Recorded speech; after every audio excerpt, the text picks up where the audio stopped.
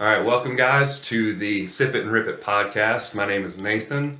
Also at Nathan Skedios on Instagram. I'm here with Zach. Yes, at Model Citizen 5.0 on Model Citizen 5.0 on Instagram. We've already started drinking, by the way. That's no longer valid because I sold the 5.0 today. Oh, did you? It is gone. Yeah, Oh, so man.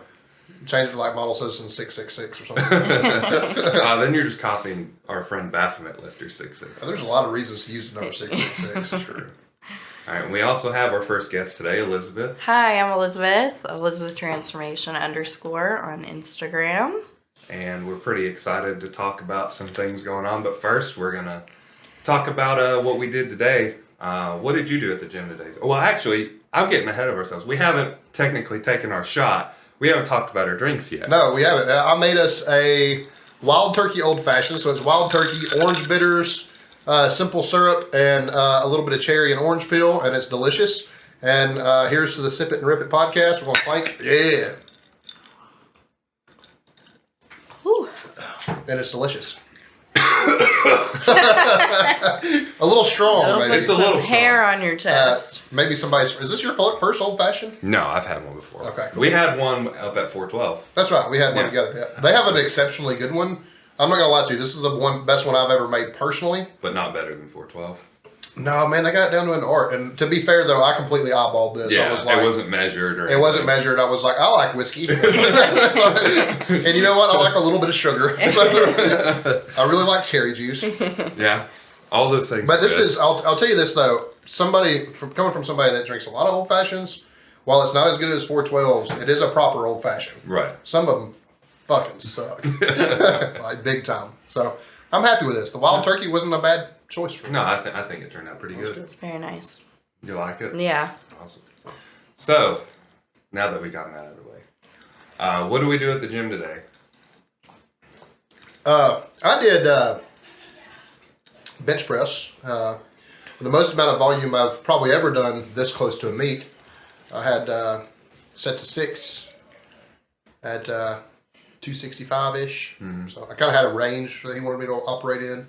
Right. And stuck to it. And then some pretty killer new accessory work. My fat ass hadn't done dips in a long time, and I had to do body weight dips and a push-up superset. And then some cool like floor press style skull crushers. They were fun. So And you're also with a new coach now. yeah, I'm with Ronald Tarvin, Sir Jim Rat Fitness on Instagram. He's awesome. Tag him. I think he's planning on. Yeah, we're gonna have to tag him. And I think he said he was going to listen to this one. So I don't have anything bad to say about him. I know he's an amazing coach. He's been a peer of mine in powerlifting for a long time. Something that's been on my mind is he made a call at Queens of the Beach that got my wife beat because he made a really fucking good call and it chapped my ass. And but he's always been super nice. One of my first powerlifting meets coaching, he probably doesn't even remember this. We had an issue with deadlift sticking on one of my ladies' legs. Mm-hmm. Didn't know the baby powder trick because I'm basically brand new to it at this point. I think it's my second or third meet coaching. Mm-hmm. And he helped her out quite a bit and kind of gave me some advice about their attempt selection and stuff like that. And he's a really good dude. So like I said, he's been a peer of mine for a while. I've always kind of looked up to him. Thought about using him for a long time and finally just I have this meet coming up. Ironically, it's his meet and Maverick Barbell. Have this meet coming up in March, and I was like, "Fuck it, this guy, he's awesome." So Right. I'm doing it, and I trust him, man. The first week of programming was awesome. Surprisingly enough, for my old man bones, it was a challenging workout, but I feel pretty recovered even sitting here today. So I mean, it's good. 3 lower body days in a week, and I still feel. So he's managed my volume already. Really he's managed well, my volume really fucking well. Yeah, I'm really impressed by. So, Elisabeth. So I'm recovering from the flu. I got the flu last week, so this is probably the second day I've felt good to get out of bed and get some stuff done. So part of the gym is recovering and let your body recover. So I listened to my body today and it said, no ma'am, you need a little more rest. So hopefully by Sunday I can get back into it. So yeah, just a rest day for me. That's fine. Necessary. Yeah, It's necessary. Especially coming off of being sick, it's really Yeah. hard to get back in the gym Yeah. when you've been sick. Me, I did some squats, some SSB squats. Everything I'm doing right now is tempo, pretty much. RP, Renaissance periodization Yes. base. I got hair in Their my mouth. idea anyway. Yeah, Their so ideas. I'm copying a lot of their ideas in what I'm doing right now. I've done really, really well maintaining mass while in a deficit off of this plan and my diet. I am down at least 12 pounds for my meat. I can't remember exactly Basically, since what the last I time weighed we in. talked, man. Yeah. On the podcast, rather. Yeah. Well, we it talk was- every day, but Right. It was a little bit about a week after that when I really started. Well, it was that same week I started my diet. yeah. I started my cut, and since then I've already lost 12 pounds, and I feel like, That's Oh, awesome. thanks. And I feel like I'm honestly the most jacked I've ever been at a 220. Yeah, So- I mean, I was watching a video the other day, and you were looked pretty fucking terrified. Some juice. That's probably about. You're probably honestly one of the biggest 220s right now that I've seen in a long time. I Like, feel you've got some fucking meat on you to be 6 foot tall in 220. Yeah. So it's pretty fucking impressive. and we're only gonna go leaner from there. I may even go down to 210, and that's I'm hoping we see a sub 15% body fat 242 when you go back the other way. when I In get the back to- 242 class, Yeah. not necessarily 240. Yeah. But we'll see what I ended up after I start bulking because I will be competing in nationals. So I'm going to be there coaching with Dave Hayes. Dave Hayes broke all the fucking records. He did. We started his off season Monday. So Oh yeah, absolutely. that's awesome. So we'll all be at nationals together. Not as an athlete because I suck, but I'll be there with my athletes There you that go. don't suck. Well, But who knows what Ron has planned for me? I actually will be in the middle of my cut then. So right. It'd be really hard to. yeah, I'm not planning on this. I just want to go make a total and then move on to the next thing. So Yeah, that's good. All right. So, like I said earlier, we have our first guest, Elisabeth, here. And we want to talk a little bit about your whole experience with the shred event and everything leading up to that. We made a killer video for it. Yes. And I don't know if we can find somewhere to link it, but I'd love to link that if we Yeah. can find Okay. a link for it, and I'll put it in the podcast. we can just notes. repost it on the on the podcast. The video is on my Instagram. Instagram, pinned at the top, so you can check that out. But yeah, so October 14th, 15th, I competed in the summer shredding events, transformation division, losing 85 pounds, and I won second place, and it was pretty crazy. So Second place at a national event. national, Like, yeah, big it was fucking event. national, Like, it's yeah, not just all like- around, yeah. Yeah. Not just like showing up to a local meet. Yeah. It's like, So it was in big deal. Texas. I mean, I still feel like it was a dream. Like every time I see my medal or see pictures, I'm just like, that really did happen.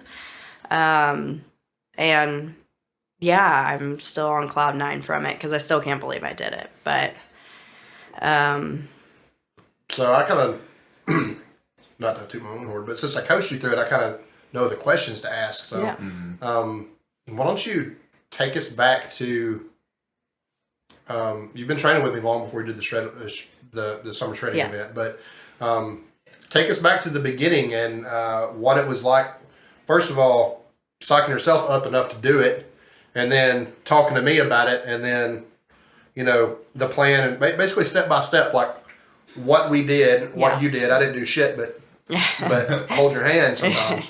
But what you did to prep for this, and Yeah. you know, the whole thing. So. Okay, so ironically, when I started with Zach, I had lost probably about 45 pounds, and a girl at the gym that I knew came up to me, and she was talking about how, because my body had changed a lot in those 45 pounds, and she goes, have you ever thought about doing bodybuilding? And I said, no way, that is insane. I was like, what are you talking about? And that was probably, I don't know, 5 months in of my journey, 6 months in. And she goes, well, they have a transformation division, and they judge you on your weight loss. There's no way I would get in a bikini in front of all those people. I said, no, that's not for me. So it's crazy. A year and a half later, I ended up doing it. But basically, I'd lost my 50 pounds, and I was kind of floating. What were you weight-wise then, if you don't mind saying? 200-ish, probably? 200-ish, yeah. I was like kind of fluctuating between 190 and 200, so kind of on that cycle where I'd drop a little bit and then eat a little extra and then drop a little bit. So I was just kind of floating, and I wasn't happy still with where I was at. And I saw a picture on Instagram. They posted, just came up on my Instagram feed of this girl, and she had lost a significant, probably 200 pounds. She had all this loose skin, but she was wearing this sparkly bikini, and she had this huge smile on her face. And I was like, what is this? Like the confidence you could see in the photo. So I clicked on it, and I saw summer shredding events, and I researched it, and I was like, I want to do it. I'm going to do it. And so I came to Zach, and I was like, hey, I think I want to do this show. Send it to him. He's like, I'm not a bodybuilding coach. I'm a powerlifting coach. I'm a powerlifting coach. A bodybuilding show. Yeah. So, and at that point, I'd fallen in love with powerlifting, but you can't. You hit a wall with powerlifting when you're in a deficit, where you just can't lift any more than where you're at. So at about 190 to 200, I was hitting this wall with all my lifts, but he was like, I mean, if you want to go, you're going to have to eat and maintain. But I was like, but I'm still not happy with how I look and how I feel, so I still want to drop, but I loved powerlifting, so I just needed something to push me. I'm very much like Zach, like, give me a goal, and I'll shoot for it and give it my all. So I just needed something to get me the final bit of weight off that I wanted to feel my best. I've never had a goal weight with my journey. Zach asked that from the beginning, what's your goal weight? And I said, I don't have one. I have a goal look. Like, this is what I want to look like. And then it became strength. I want to be strong. I want to look strong instead of just being skinny. So Zach says, I'm not a bodybuilding coach. And I was like, well, let's just do it. Like, I don't know what I'm doing. You don't know what you're doing. Let's just figure it out. Turns out we're both pretty goddamn good. Yeah, we're pretty good at it. We're pretty good at it, yeah. Good at it. So I don't know, I got some balls, and I went ahead and registered because I knew if I didn't register, I'd chicken out. And, you know, registration's pretty hefty, so I didn't want to waste the money. So I was like, well, you have to. You know, I was kind of like pressuring myself to do it, so I have to now. And we started. Basically got my diet really in check. I have a lot of health issues and stomach issues, so the best bet for me was eating super clean, super planned out, super tracked. And then as we got into it, and when I would stall, we both kind of would reach out to, you reached out to another coach near the end who did bodybuilding.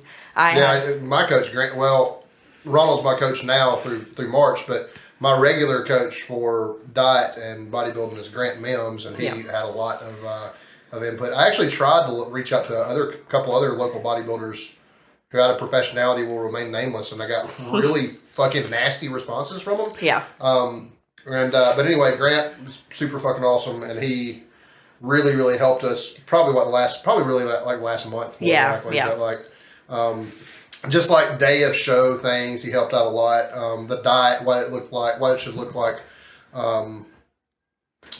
going into that last week. Of course, me and you had a water cut that we've done. Yes.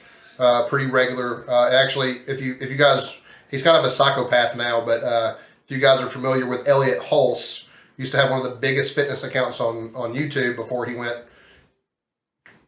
super crazy political and lost his mind. He had he posted a basically like it's a water cut / recomposition week, and you can lose a pretty good bit of body fat relatively quickly and in a relatively healthy way. And we've used that multiple times when we've kind of stalled, and that's what we did the week of the meet. Yes. And then or the show. The show. I'm in the habit of calling it a meet because of powerlifting. But that ended up working out pretty well for us again. So big shout out to Grant Mims. And then to give somebody else some credit, because I cannot do this and would not do this, you had your friend Reagan Gillespie teach you how to pose. Yes. Which other than your tremendous weight loss, the fact that you posed 10 times better than any other girl there Yes. was absolutely a factor in you coming in second. Huge shout out to Reagan. I have the absolute pleasure with working with her now, and it was so honestly one of the best things because she's a bodybuilder as well. She's competing, I believe, in 4 shows, which is insane. This next in 2023. But I was just like, help me. I don't know what I'm doing. My coach is new to this. We're learning together. Help me with posing. And I think a big benefit was starting posing from I started in January. And a big thing that when I was researching is you get so fatigued near the end that posing early on when you have that energy is super important because then it's just you can do it in your sleep. It's muscle memory. Yeah. Because I was just too tired near the end. I was so tired and hungry and hangry and grumpy. It changed in the middle. If you remember your whole routine, we based on their parameters, we had to, I didn't, but you and Reagan had to change the whole thing. I probably changed my routine 3 times, but and then tweaked it, fine-tuned it. So that was really, really helpful. I practiced posing every day after I completed my workout. My workouts were 6 days a week with lifting, doing a bodybuilding program, and then I probably the last 3 or 4 months I would do 70 minutes of cardio. Yeah, keep in mind too the way her whole, every day. Because people are going to ask questions like, "What the fuck are you doing training 6 days a week?" Yeah, that seems excessive, but everything I assigned her there was no assigned weight. So if she came in and felt like shit, she could do 5-pound, 10-pound dumbbells and everything if she had to just get through the workout. So it's not like this is 100% auto-regulated. It's not like she's just slamming 50-pound, 60-pound dumbbells every time she goes in there. No. She's not squatting 200 pounds every time she goes in there. It was very, very much based on feel. Let's go get the work done. Make sure you leave with a pump and fuck it. You know what I mean? If you don't lift what you want to lift, then, we have post-show to worry about how much weight's on the bar.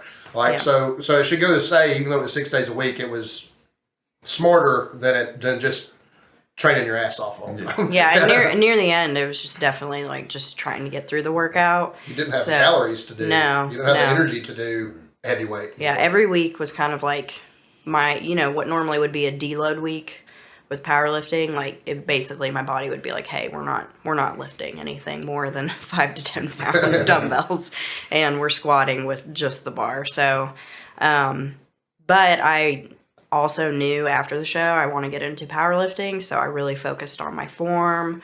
It's very well practiced. Yeah, working on my form, working on my core and my glutes, which were weak when I had back issues.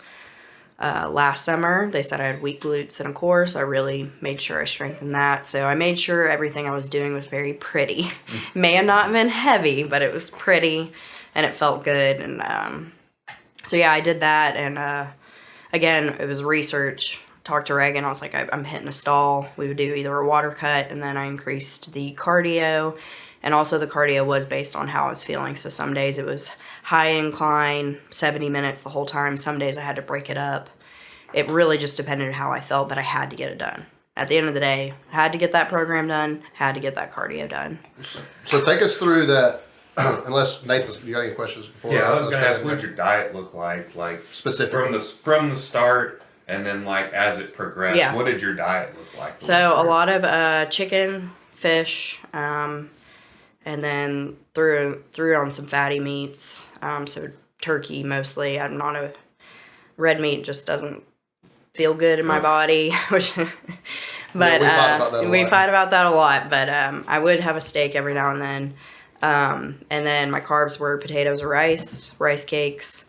Fats was avocado and nuts. And then my energy was low, but near the end I had to cut it down on the energy drinks. But I would probably have my coffee, and my coffee started with I would, just eyeball the creamer, and then it got to specifically measuring out tablespoons, and then it got to just black coffee. So kind of like that it started, and with that, and then you kind of worked your way to a certain point. Yeah, and then we did a lot of leafy greens. Good for your bowels. Yeah. If you have those issues. Yes. Yes. And I had a lot of stomach issues, but we think that's more so with my medical issues that I have lupus, so I have a lot of inflammation. Because we could not figure out, because I ate super clean. I was drinking a gallon a day. I think at that point, a gallon and a half. Yeah, we'll go through the water cut in a minute, but there was a lot of water daily anyway. Yes, yeah. So there's just no way, like with what I was eating. I mean, I even had cut out energy drinks at that point, so there's just nothing. I wasn't on any kind of medication either that would cause the constipation that I was having. It could have been stress too, because stress can cause that. But so that was hard to push through because I had a lot of pain with that. But yeah, so as we got closer, the diet kind of got more towards the water cut diet, which was just broccoli and chicken, and then some fattier. Yeah, so specifically what we did is the first 2 days we had extremely lean white meat. So basically turkey breast or chicken breast. And then some type of leafy green. Fish was available too, yeah, but it had to be white fish. Yeah. But it was either broccoli. Did you do broccoli or greens? But it was one or the other. Yeah, it was just some type of green. Yeah. I prefer a leafy green, but I think there was some broccoli in there. But basically 2 days of 4 meals a day of a serving of chicken and a serving of broccoli and 2 gallons of water. Yep. Now she's getting plenty of food, mind you. There was no limit on how much of either one of those things she could eat.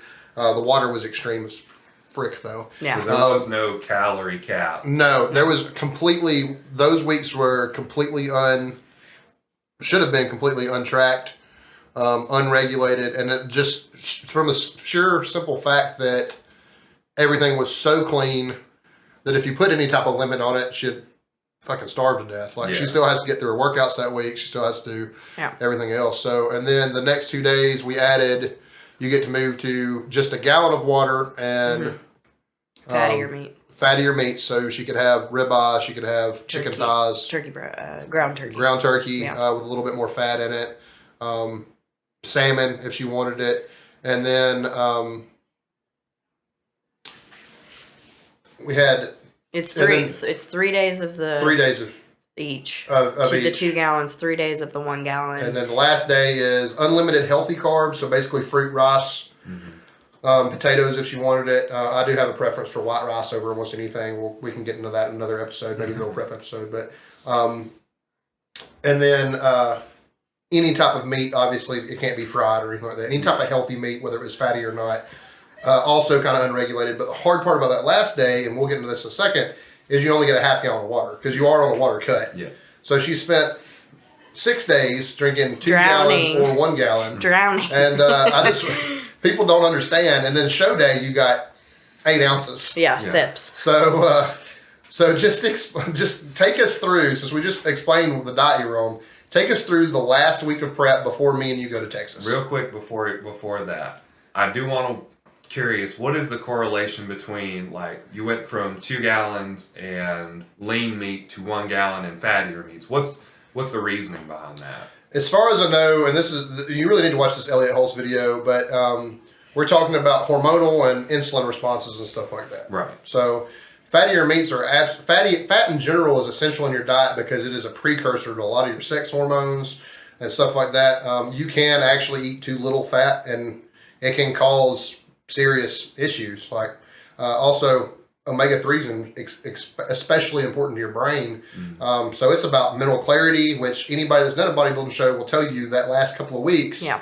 Mental clarity is not at a fucking premium. Brain fog. Bad brain fog from the lack of carbs and everything else. So the fattier meat can help combat that, really. Okay. Elliot goes into bigger detail on his, and I would suggest watching that. He's a much smarter man than I am. But it's something I use, and I knew it worked. So from the practical application, and we'll get into this later with some fad diets and stuff, if it fucking works, it just fucking works. Yep. Like people can mow over science this, science that all they want to, but when you're in my job and you know something works because you have witnessed it work, it just is what it is. And at this point, we've done this diet, we've done that water cut in the 2 or 3 years she's been with me. We've probably done it a half dozen times. Yeah. We knew that she responded well to it. She could do it. It wasn't a pain in the ass for her. And we also knew that 5 to 10 pounds of weight loss was just about guaranteed. So going into the last week you cut 10 pounds, Yeah. 12 I pounds, think something 12. like that. You know what I mean? 12, 12 pounds in 7 days. Yeah. And that's just bodybuilding. And I did this too. You know, keep in mind, I'm 100% aware that I'm not a bodybuilding coach. So the whole time I'm doing this, I am being guided by people that know better. It's not like, essentially, I was coaching her, but I was being coached by somebody else through this whole process because I am not dumb enough to think that I can do this or have a big enough ego to think that I can do this with no experience. So, you know, it absolutely was well thought out, and I had a lot of really, really good, solid advice from people that knew exactly what the fuck was going on, and I don't regret it, and I don't think she does, but No.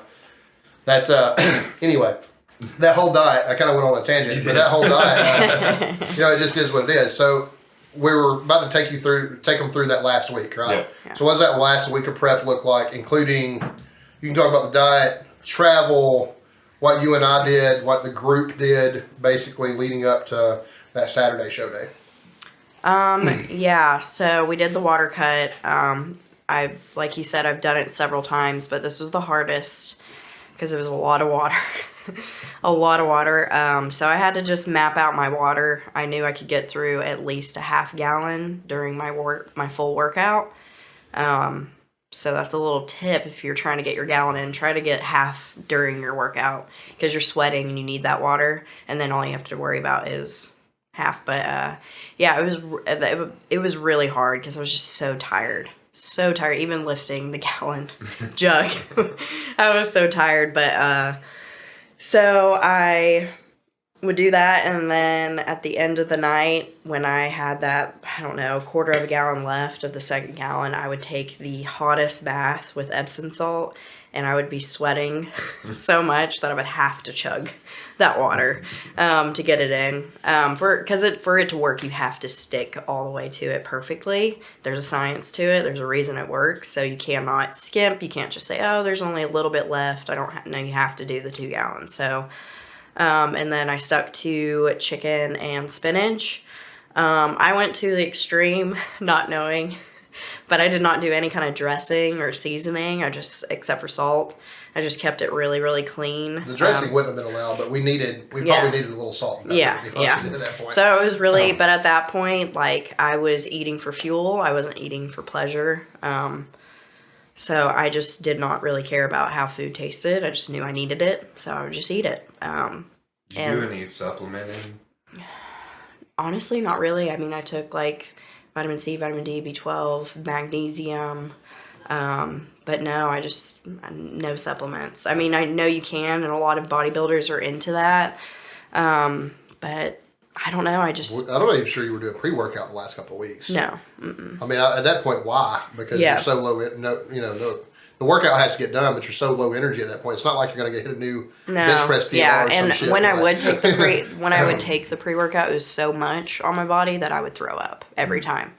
So I stopped pre-workout. I would do maybe half an energy drink, and also, I don't know, for some reason my acid reflux really flared up. So, like, drinking that much anyway, I couldn't because my acid reflux would be so bad. Right. So, as far as prepping for the show, there's a lot of stuff for, like, the tanning. You have to pack a lot. There's a lot of things I didn't think about that I had to get. I had to get a pee cup, a pee funnel, because you don't want to mess up your tan. My suit had come in. I wish I ordered my suit a little bit early, but as a transformation girl, I wanted to wait till the last minute so that it fit perfectly.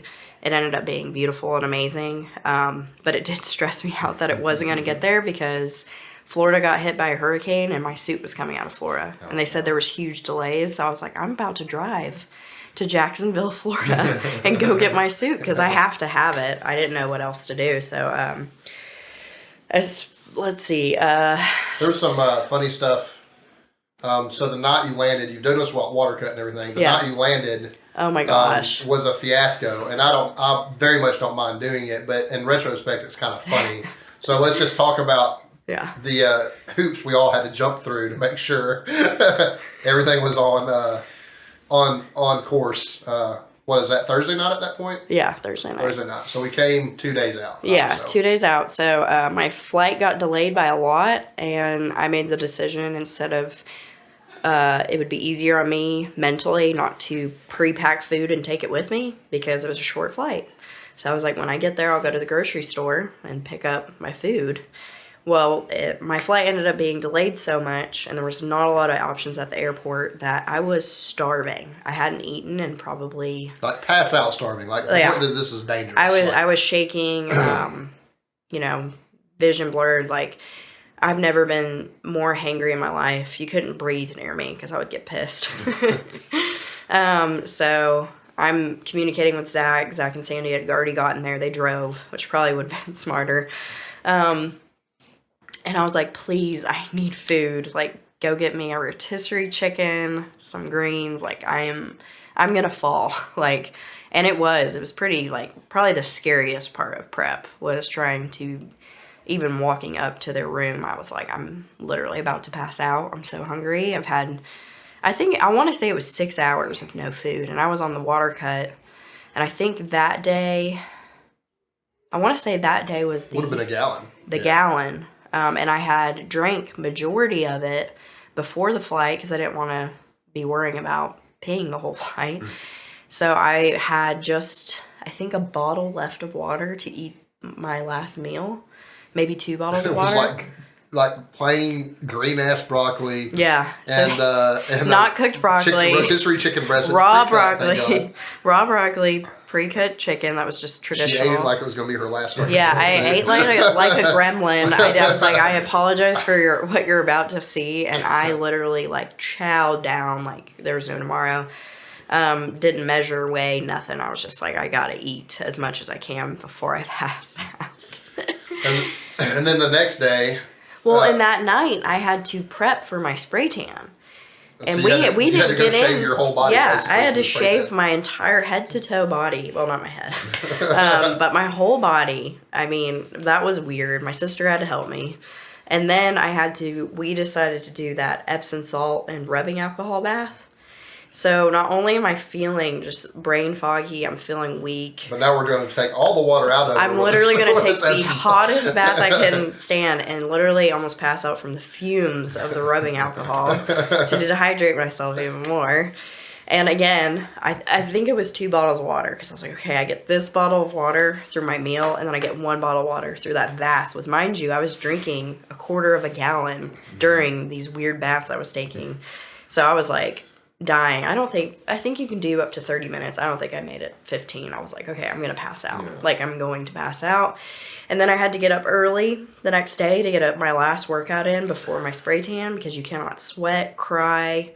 I mean, water cannot be splashed on you for that first coat. So I had to get that in. So, like, that was probably the shittiest workout on prep, which kind of sucked because I was at Alpha Land, so I kind of wanted to get in there and flex, but I was so, like, tired and weak and, like...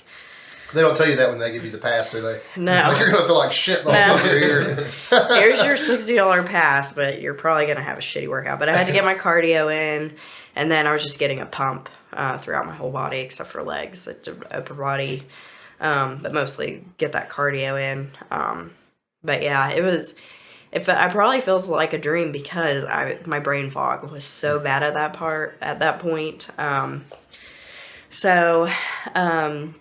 Got that workout in. The spray tan experience was... Yeah, we got all the boys got to know about that spray tan. Okay. The Greek girl spray tan. So I've had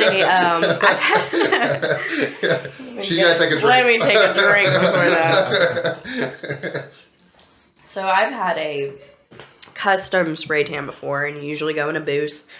There's a girl in there. She sprays you down. You're fully naked, but, just one-on-one time.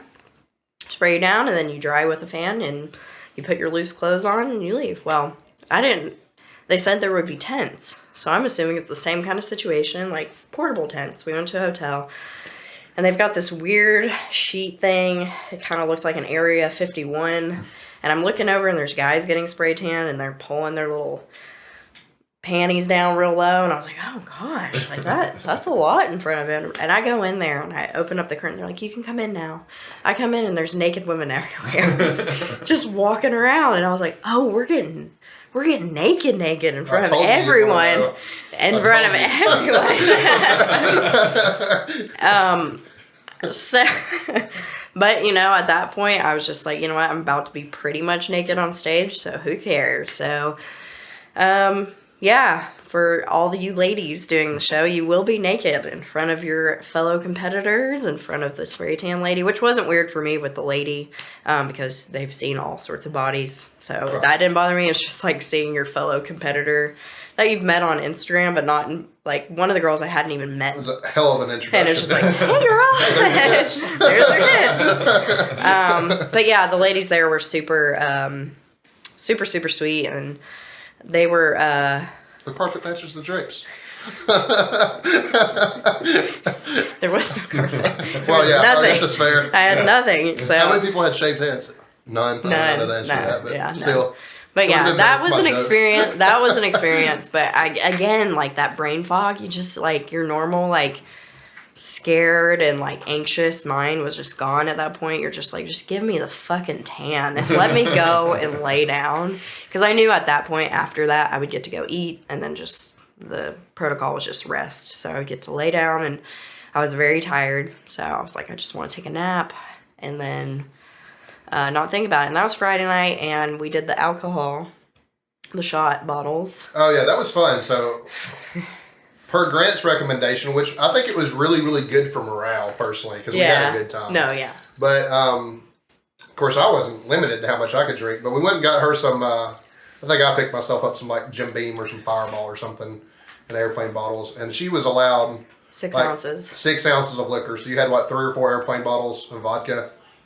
And, I think it was more than that. No, it was only 3 or 4. Because you're talking about like 6 ounces. So it can't have been more than 3 or 4. Okay. Felt like a lot. At that point, I had not drank any alcohol in probably here's the 6 thing, months. too. So. Like, this is her last day of the water cut. So she's had half a gallon of water. Pretty much only... This is the good day where you got to eat a little bit of food, thank God. Yeah, I had a steak. This is the good day, so she got to eat a little bit of food. We went to that nice steakhouse. Right? Yeah, That was awesome. Had an awesome pork chop. But anyway, afterwards, me and Sandy went and picked her up some liquor, and we sat in our room, and we got pretty lit. I'm telling you, after that first shot, I was gone, and I was like, I have to do 3 more of these. And we do this regularly. Like, we hang out regularly, and we drink together regularly. And she's as big of a lightweight as I've ever seen. Yeah, I could not believe how, like, litty I was. And my mom and my sisters came, and they were in the other room, and I was like, I cannot show them how drunk I am drunk. And I was worried about the hangover and stuff, but I left, like, 1 bottle of water left to chase the liquor. And it was awful. It was not... That part was not fun. I bought some cheap-ass, like, fucking Absolute airplane bottles. Yeah, it was rough. Or, like, I don't remember, like... Was it Sky? I think it was Sky. Yeah. That's what it was. It was awful. It burned everything inside of my body. Yeah. But, again... I'm doing this for, like, I had to do it. So, to clarify, too, it's not just us getting drunk. The idea was, with that little amount of water in her, right before she went to bed, the hope was that everybody's probably done it, went out, partied one night, got way too drunk, woke up looking just shredded as fuck, you know what I mean? Because you're dehydrated. Yeah. So that's what we kind of wanted. We wanted that last little bit of dryness before we woke up the next morning and did the rice cake and single bottle of water. Yeah. Which was fucking rough. Yeah. For sure. So honestly, that rice cake was probably the worst rice cake I've ever eaten in my life. If you've ever had a rice cake, the idea that you can only have 8 ounces of water, and it was not even 1, it was half a bottle of water. Yeah. With a rice cake or 2. Yeah. Is got to be the most terrible goddamn meal. I felt like I was eating like you could possibly have. Like just chalk, and I was very grumpy. But then like the show day feels hit. Actually, I had to do 1 more tan. So again, seeing everyone naked. The female transformation was first as far as the female. So I got to see all of my stage girls naked with me. We're all just ready to go. You're selling yourself short already on this day, though, because you were kind of a superhero on show day, and you were responsible for your own hair and makeup. Yeah. And then how many other girls did you do? just did 1 girl's makeup. But still, we're talking about like fucking crunch time. You have your spray tan at 6. Yeah. We go on stage at what, 9? Yeah.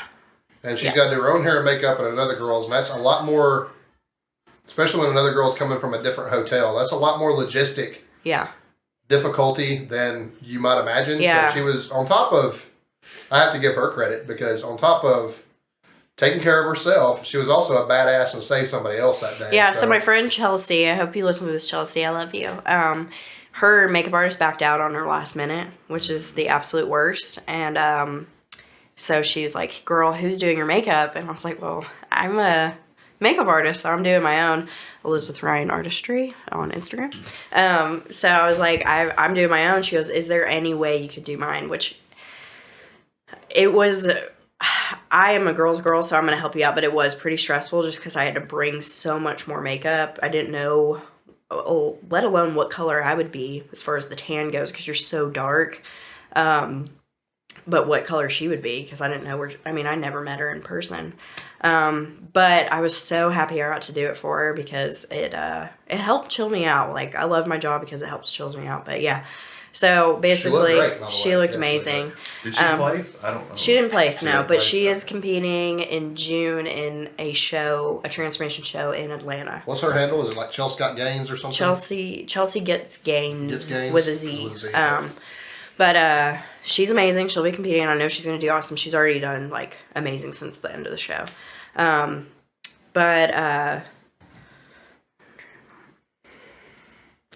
your train of thought. Yeah. So I'm backstage with you, and that's kind of a weird and difficult time. Not for me and you. We get along fine, but, like, it's definitely a little bit more stress, and it moved much slower than what we thought it would. And listen, at this point, too, she's starving to death. Like, we need to get her on stage, get her first routine down so that she can have some food and water. What we didn't realize, though, was when we went to check-in, I did not know how many girls were competing with me. I just went based on Instagram because it's all over the country. So people are tagging, some are shredding, and I'm thinking like 30 girls in our category. Then they sent out an email that they're going to play our video, all of our videos. So I'm thinking, okay, 20 to 30 girls if they're going to try to play all of them. Because our story is an important part. Side note for Nathan saved the day. My video was a little bit of a crisis. It was garbage. It was awful. I had no hate to the person who filmed it. Yeah. The filming was perfectly fine. Yeah, the filming was great. So basically what happened was I hired a girl. We got the filming done that Monday. And then Summer Shredding had posted that the videos were due Saturday morning. And if you did not turn it in, you would not get a video. So I find this out Friday. And we just filmed earlier in the week. We just filmed Monday. So I texted her. I was like, girl, 911, the video's due tomorrow. She said, there's no way in hell I can get this video done. And I am not a computer person at all. I just figured out how to do not disturb like 3 weeks ago. So like, I was like, I don't even know what I'm going to do. So I'm texting everybody that I know that has a computer. I was like, okay, maybe I could do iMovie, freaking out. Of course, I'm dramatic and tired and hangry at this point. It was due October 1st, so it was very close to show. I had messaged Zach, and I was like, show's over. I can't do it. I don't have a video, and the video is such a huge part. It tells your story. So if you're chosen for top 20, they play your video, and your video explains your whole journey basically in 2 minutes. So it's super important. If you don't have a video, you're not going to place. And it was really important to me to have everything that I needed for the show. I wanted to go all out. It's probably the only show that I'll ever do. Never say never. Never say never. But at that point, I was like, this is what I want to do, and I want to do it full out. So I spent all the money that I had, like I could, on my suit at that point. Like I did buy a custom suit. Some girls did the do-it-yourself, which is fine. I'm not crafty. So I, went full out on the suit.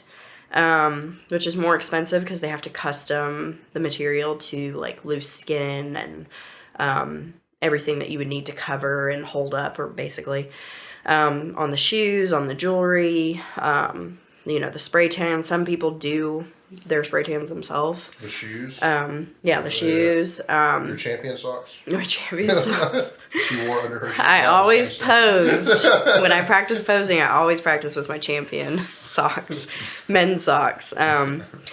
So spent all this money, and then the video. And mind you, I had paid a significant amount to have a photographer do this video for me instead of doing it myself, because I knew I couldn't.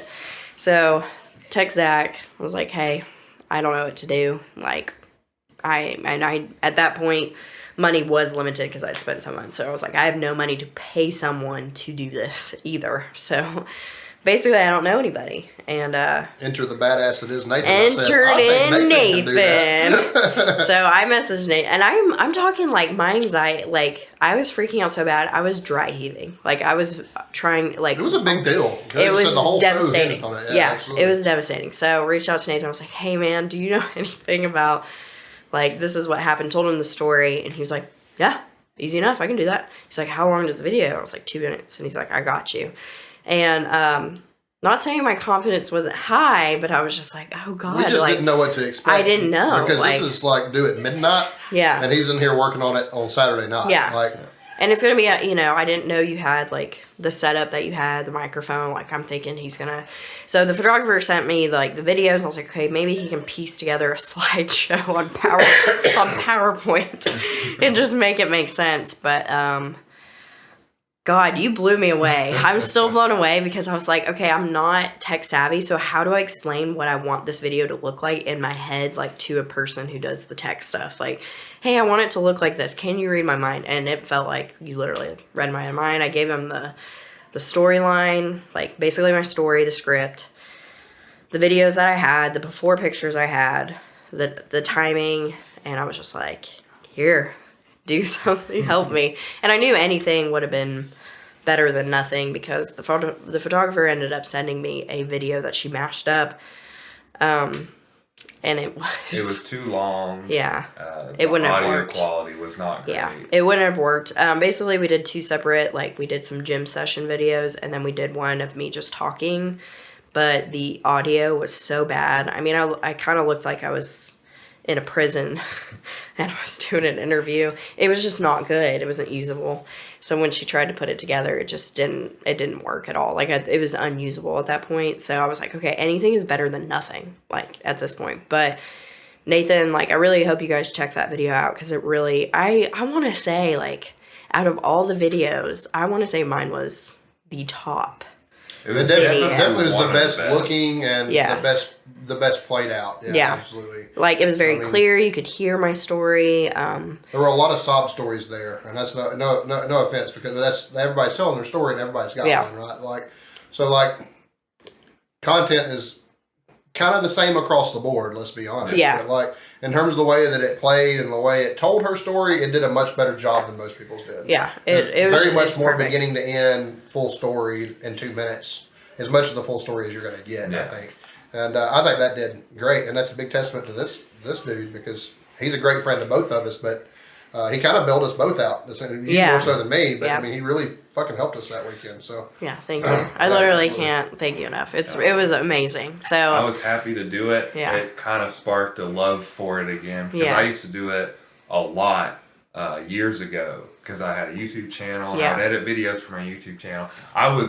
At one point, I did that on a weekly basis. Like, I would do 1 or 2 videos every week, and I'd edit them, and I'd spend all week editing them, and I just loved doing it. Yeah. So when you came to me and you were asking about it, I was like, yeah, I know how to do all that stuff. That'd be really easy. And when you told me it was 2 minutes, I was like, that's even better because that's nothing. Yeah. Like, I'm used to doing hour-long YouTube anywhere between 10 minutes and an hour long of editing. Now, if you told me, I need like an hour long, I'd be like, but 2 minutes, that's... But I really appreciate the attention to detail. He made sure it was as perfect as it possibly could. Yeah, it was beautiful. It made me cry. Like, when I watched it, I think we worked on it 4 hours, 5 hours. I don't think it was even that long, really? to be honest with I think it was like 3 because I think I was constantly blowing somebody up, like trying to figure out where we were. And, so... you came over and we were in the room together most of the time. Yeah. Basically, when I got everything loaded on the computer and ready to be edited, I got you in here and we were just like, okay, let's go through everything that you like. Yeah. Let's go through the story. Let's go through the music. Let's make sure everything flows really well. I specifically remember us talking about the divorce part because we slammed that picture. And that was really So fun. part of my story is, so again, 2 minutes to tell you, like, pretty much my whole life story was that was a lot of pressure. Your whole life and then 3 years of training. Yeah. 2 years of training. 2 years. Yeah. So I had to pick like basically my main events of bad that happened in my life. Because I mean, my story is very, very much deeper than what my video is. But as far as who I wanted to reach, which was basically single parents, people who are divorced, chronic illnesses, because I have lupus. A lot of people, get that diagnosis and they just quit. The struggle of what you're fucking doing. And then like doing this, like losing weight and being in the gym and meal prepping and all that thing as a single parent.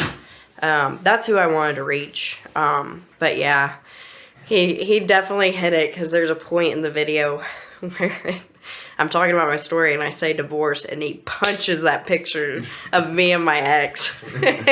Just slams it on the screen. So you really knew what that did to me, and I really appreciated that. That was I really funny. wish we could have made it more impactful than it was, but it kind of just, with what pictures I had to use, I didn't have a lot of high definition pictures. Yeah, that was another thing, But we definitely did. I feel like there are a couple things, and this is just hindsight, that I could have done a little differently, that I would have liked more. But overall, I'd say it was like a 95, like out of 100. No, yeah, I wouldn't change it. But you're the tech, awesome. You're the tech guy, so you probably have things. But yeah, I wouldn't change it. Every time I see that video, even to this day, when people ask to see it, like my clients at work, I cry every single time. It really meant a lot, and so many people after I posted it messaged me and just like, wow, I did not know you've been through all the things that you had been through. I didn't know you did that. I didn't know you had that type of surgery, and you still did this. Like, you've inspired me. I think 3 girls next year are competing because I competed, because of watching that video. Huge influence. Yeah, which is insane. Definitely didn't do this to be an influencer, but it's really cool. There's an influencer in the modern sense, and there's an influencer in that you've been a leader. Yeah. The true meaning of the word sense, and that's what you've done. And when I started posting, it was honestly for accountability. When I started that Instagram, literally it was just Zach, me, and I think my sister. Like 3 of us following. Yeah, I was just too embarrassed. It was private for a long time when I first started. But I was like, accountability, to post my before and afters.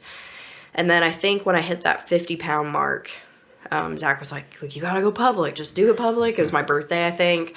I was like, well, might as well. Because, 50 pounds is a lot of weight. And I had made a lot of changes because I did it the right way.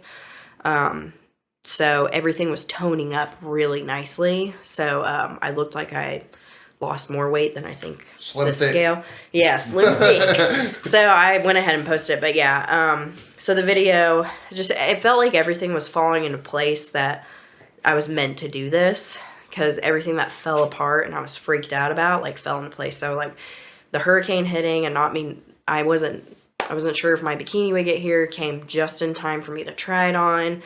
And it fit like a glove, so I knew. And at that point, I think I had lost 12 pounds before that, but it fit very, very well. So I was like, okay, this is perfect. And then the video freak out, and then it was perfect. So I was like, okay, I'm meant to do this, because everything's falling apart, but it's coming together beautifully. So show day. Yeah, there's a lot of interesting things happen show day. So. Yeah.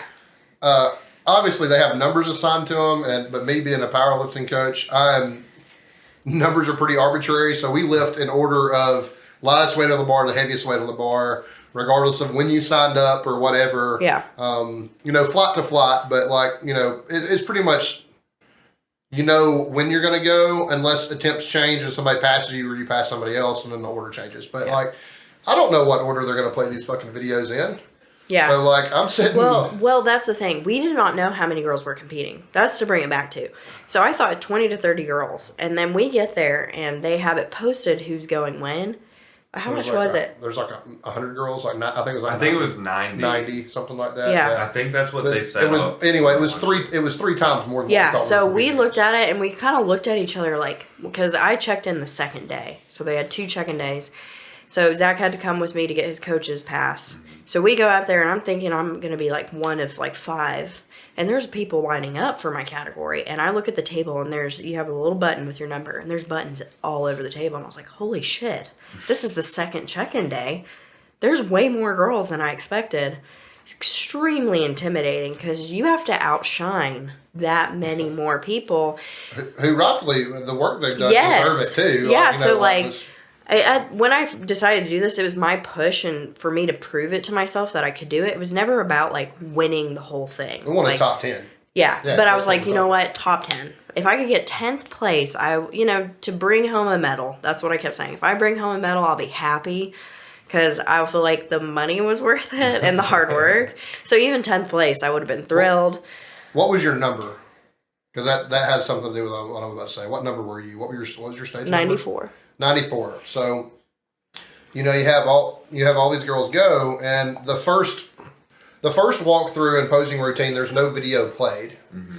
Yeah, you just do your routine. They only play the videos of the top 20 girls. Yeah. So we're sitting there. And you don't know if you're chosen until your video is played. Yeah, exactly. So they're playing these videos, and nobody told us they're playing them in order. So we get your like, number, an order of your number, yeah, we get to like video 10, and I'm like, fuck, she's still not. Yeah. Yeah. They still ain't called her. We get to video 15, she's still not called. And I remember me and Desi were watching it like live on the couch on our TV, and we were like, why haven't they played her video yet? Yeah, because there's no way that all these other girls are beating her. Right? What really was, we just didn't understand. Yeah. Yeah. But anyway, you get to 15, her number's still not called, and I'm like, well, there's no way this is happening now. 16 passes, no video. 17 passes, no video. 18 passes.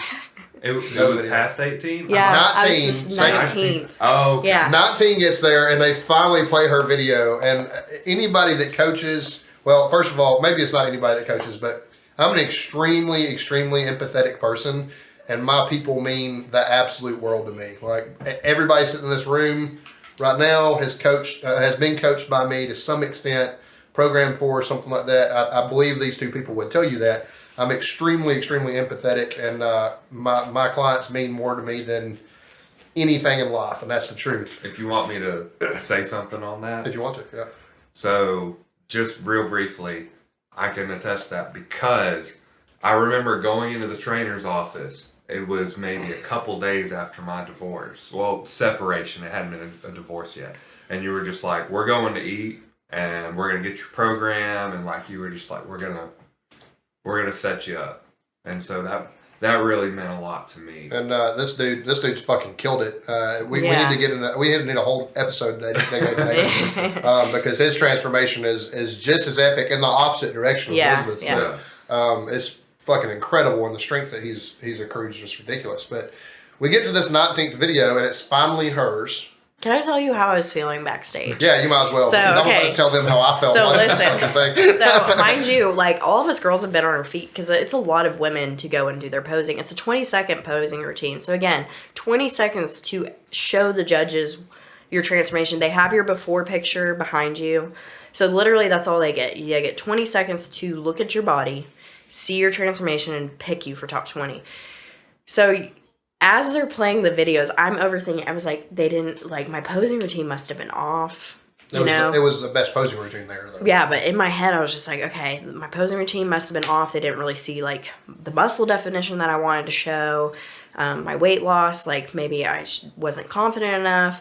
Maybe my eye contact was off. Freaking out. And then smile. We talked about it. The smile. Yes. That's all I would say. Smile. Smile with your teeth. Smile with your teeth. And I made sure I smiled with my teeth. So I was like, I did smile with my teeth. Like, I'm just, so as they're getting, I think they hit 15. So I start giving myself a pep talk. And I was like, listen, you did this show though. You are a winner. And I'm trying to just tell myself, you won already. You lost 85 pounds. That's incredible. You have all these sitting in the crowd, fucking devastated. Literally, I was. Honestly, I was. Honestly, I was. I was like, man. But I was like, I know everybody's still gonna be proud of me. It's okay. But I was like, and then I would go switch. But all that money and all that cardio and all that time, I was like, I'm starving and I didn't even place. please. So I'm going back and forth to be like, but no, like, they're still going to be proud. Like, you know, you got here and it was a lot of money, but they're still proud. And I was like, but all that money and all that time, and I freaked out Nathan with the video, and my video's not even going to get played. So I'm back and forth, and then they hit 16, 17, 18, and I was like, I was about to throw it. I remember they had this like audio booth in the back with a table, and I squatted down, and I just had my hands and like head in my hands, just like, oh my God, like they're not even going to play my video. And my story is super important to the process. Again, like, I had a major surgery, a lot that people would use to just give up. And I have chronic illness. I'm a single parent, like, huge things that, like, I wanted to show people, like, anybody can do this if you put your mind to it and you put your whole heart and everything, all your effort into it. And they're not even going to know. The judges aren't even going to know. And I'm hearing the other videos play, and I'm like, they don't even know. They don't even know what being a single mom. And at one point I was working 3 jobs. I was like, they won't even know, like, how hard I've worked. So then they hit 18, and I was like, I'm going to throw up, but I have nothing to throw up. And I'm thinking, I was like, everybody's going to be disappointed. And I knew a lot of people were watching at home, because before I went to walk out, my phone was blowing up that they're watching, and then it freaked me out. And I was like, oh God, they're all going to see me fail. But then they played my video, and the tears immediately hit, because again, watching that video makes me cry. So thankfully, like, from what people told me, they could not tell I was crying, but I was, like, just so grateful to be chosen top 20, but also, like, that video just to see, like, it was the first time that 2 of my sisters had seen the video, and a lot of people at home had seen it, because I don't think I had shared it at that point. Not yet. I shared it when I got home, so, like, a lot of people haven't seen it, so I was like, okay. It just meant a lot, like, to have my story. And then I had to pose again, 20 seconds again, and tears were just streaming out. It's just more for, like, happy, like, I did it, like, top 20. And then, you know, they played the 20th video, and I was like, okay, 10th place, just give me 10th place, please give me 10th place. So then they call top 15, top 10. They called top 10, and you were in the top 10. So they call top 10, I hear my name, I'm literally ecstatic again, tears falling. It's very emotional. That whole experience, all of us girls were crying, just because, like, when we come up stage, especially after watching our videos, like, we would just be crying and literally shaking to the point, like, we were vibrating. Like, it's terrifying, but also thrilling at the same time. Like, it's such a rush. I see why people get addicted to doing it, because it's just, like, such a short amount of time, but it's, like, such an adrenaline rush. So it was so emotional. We're all hugging each other. Again, the morale back there, like, all the girls that I had met over Instagram were just loving on each other, just so proud of each other. A lot of the women are continuing their journey, so, like, for them to do it at that point was huge for them, because, you know, a lot of them felt like, oh, I'm not at that point yet. But a lot of the girls were like, you're gonna win. And I was like, stop. Stop it. For me, watching that 19th video, I just feel like this has to be said. Yeah. I was, like I said, extremely big empath, but I am not, I have to say on record, because after I say this, it's going to make me sound like a giant pussy. But I am not a crier. But I was so high-strung and so upset that video hadn't been played yet. When they played it, I broke down and started crying too. And what's funny is a transformation coach named Serena Moreno was sitting right beside me, and she was great. But she was like, don't worry, they're going to play it. Try not to cry when they do, all this sort of stuff. And I'm like, I'm not going to cry. I'm fucking crying for this. And immediately, as soon as she did, I cried. And that was the stress that she was under. You just don't know. Only the athlete and the coach can know. Yeah. No other, and I don't even feel like I know, but nobody knows better than me and her exactly what she went through. And just to have that relief hit me all of a sudden was like, it was happy tears in a way, but it was also like, God damn, it's over. Yeah. Like, relief. It's like, relief. There was some like relief involved, Yeah. Sure, absolutely. And then at that point too, we're top 20 and we're halfway to our goal. Yeah. So when we were getting there, but they call top 10 out after they got the top 20, and you're in it. Yep. But then some more drama struck in a sense, because like we're like, well, she's made her goal. We're kind of just like, what the fuck? Yeah, we're kind of like, okay, we hit it. Like, I'm going to get 10th place. Yeah. Like, I know, I was like, I'm getting 10th place. Like, this is what I wanted. And listen, these other girls have definitely worked fucking hard. Like, Extremely, yeah. And like we said, their issues are every bit of as serious as anybody's are. So, like, it's one of those things, like, everybody in that top 10 at that point had fucking earned it. Yeah. But they start calling out 10. Yep. And it's not Elisabeth. I was like, okay, I placed 9th. And every time we're like, well, she'll be the next one, right? Like, yeah. 9th comes and it's not her. 8th comes, not her. 7 comes, not her. And we're just getting more and more excited. I'm sitting beside these girls that I don't even fucking know. And we're just like on the seat of basically on the edge of our seat, just like fucking getting more and more nervous, right? 5 comes and we're like, we're top 5 now. Like, oh, we're going to be 5th, right? Like, we're top 5. Yeah. That's twice as good as we thought we were going to do. This is great. They call 5, it's not Elisabeth. Yeah. They call 4, it's still not Elisabeth. They call 3. And when it hit top 3, I looked at the crowd looking for Zack. Oh, I know. It's like, what? What? It's like, what the and fuck? What the fuck mind do you mean? I'm smiling the whole time with the teeth. And I'm looking, I'm like, what? What? Yeah, top 3? It was, everybody was like, I looked back at my wife and the group of girls, it was her sisters and her mother. And everybody's just like, what the fuck? Everybody extremely happy, but everybody's like, what the fuck, man? Me and Desi were looking at each other like, is she going to win? Yeah. Like, she might just win this today. And they call the third girl, and it's not Elisabeth. And then, very dramatic, just like watching, like, fucking American Idol or, like, Ink Master or something. Like, they got the top 2 up there, and... they did say it was a super hard decision. Like, that... Mind you, when we were waiting for the videos to get played, it took forever. Like, it felt like forever backstage. Like, us girls were trying to find seats because our feet were hurting. Girls were taking off their heels. Like, that's how long it was taking for them to make decisions. And they said it took forever for us to make this decision. So, either way, I was honored because they had a tough time. Because the girl that won was ridiculous. She looked amazing. She competed in bikini later in the day. Yeah. Like, so, like, Andrea Breyer, shout out. She looked amazing. Give you any idea how good this girl looked. And Elisabeth looked stunning. She was beautiful. Thank you. But to tell you, how good this girl looked, her transformation was like, there was just things about her that the other girls didn't experience because, like, she was stage ready for real, not that transformation wasn't real, but an actual bodybuilding show. Yeah. Like, so. Like bikini. There wasn't a lot of loose skin. There wasn't, like, all these other things these girls were living through and experience. This girl's like, dude, she was peeled. She was really, really tight. Yeah. Had a really good look about her, and she absolutely earned it, too. I don't think her weight loss was as extreme. Yeah, I agree. It was like, what, 50 or 60 pounds, 60 I believe. pounds. So, I mean, it was still amazing. But, like, it wasn't the 80, 90, 100 we had seen out of the other girls. Yeah. But she was so stage ready. Yeah.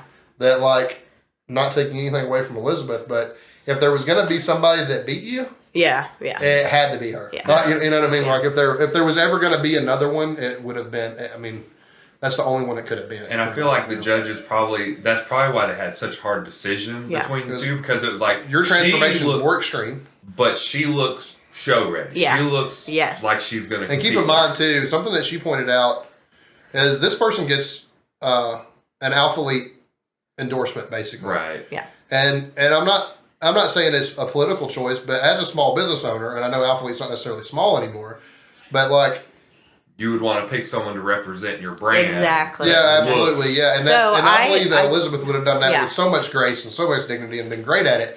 But like, that's not what I want. Let's be real though. Like, yeah, absolutely. Yeah. But that girl, like I said, was peeled and was competing later in the day in a normal bodybuilding show. So, you know what I mean? So I believe everything.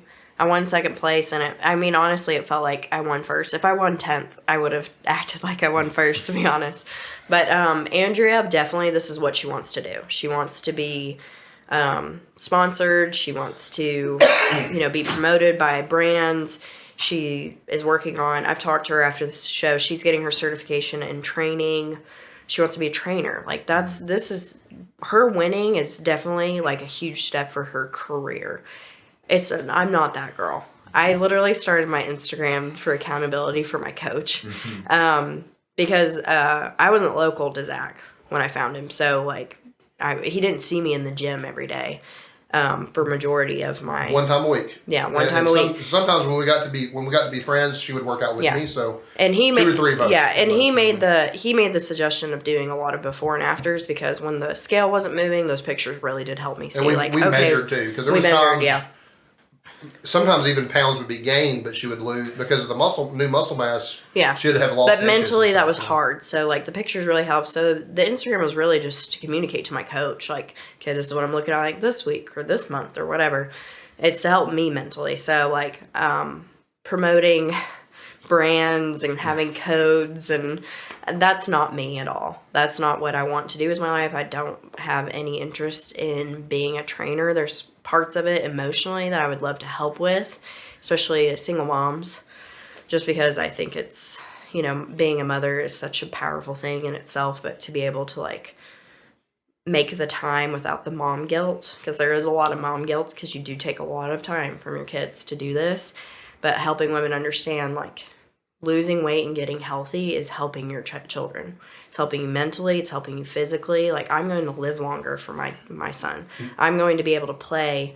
My mom even pointed out, she's like, I remember when Oliver was 1 and 2 and he'd be playing and I think he was 3 and he'd be like, Mommy, come and, do this with me. And I'd be like, no, because I was just too tired.